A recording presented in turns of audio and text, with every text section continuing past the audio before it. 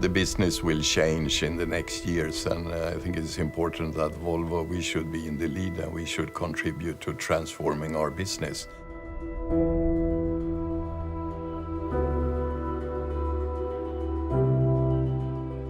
It's really about going from selling cars into delivering mobility services to our customers.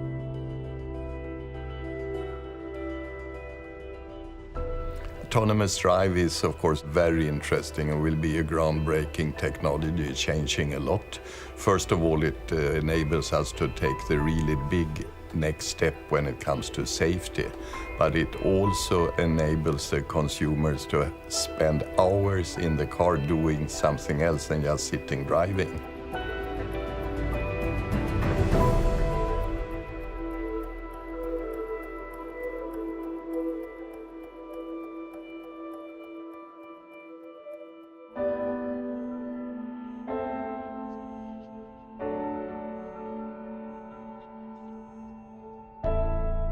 The Volvo 360 concept is really an exploration of design possibilities of what a full autonomous, full electric car could bring. I mean, in recent years, we've all seen a lot of different autonomous vehicle concepts, but to be honest, they've mainly focused on the technical possibilities. But Volvo is a human-centric brand, so we actually wanted to explore how full autonomous vehicles fit into the needs of people and how we can bring quality time back into our customers' lives. So the 360 concept is based on a single platform. It's also based on a single exterior design.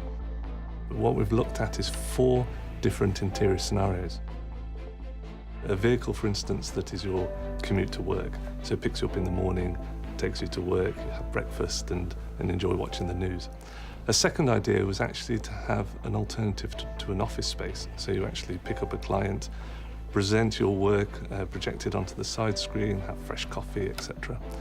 And then we had a bit of fun with a kind of VIP party vehicle that would take you from maybe the client's hotel to a restaurant.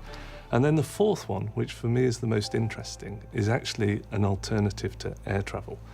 Imagine a vehicle that picks you up from your home or work and takes you directly to your destination in another city for the next day.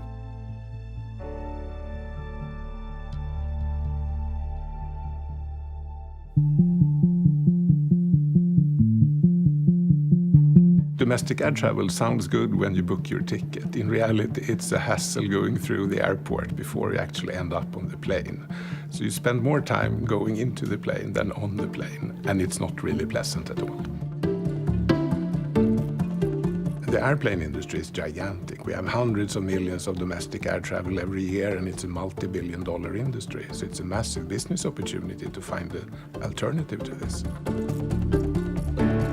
The 360 concept is a way to start thinking about airlines on wheels instead of airlines on wings.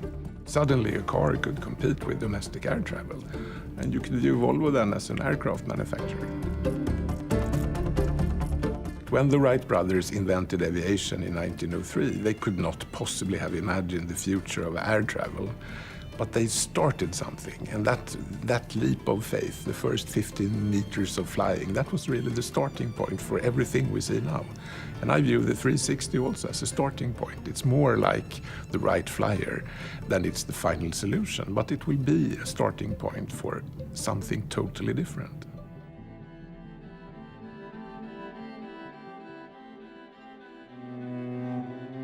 Safety and autonomous drive, they really go hand in hand.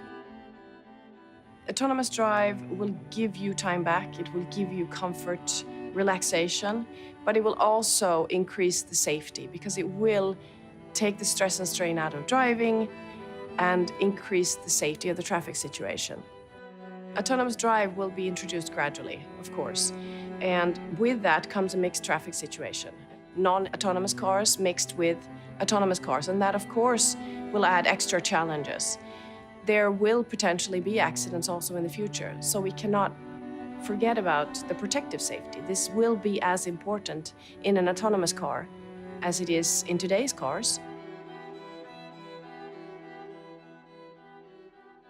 Moving into a world where we have autonomous cars mixed with pedestrians, bicyclists, and other cars, we need to look into a universal standard for communication from autonomous car to the surrounding.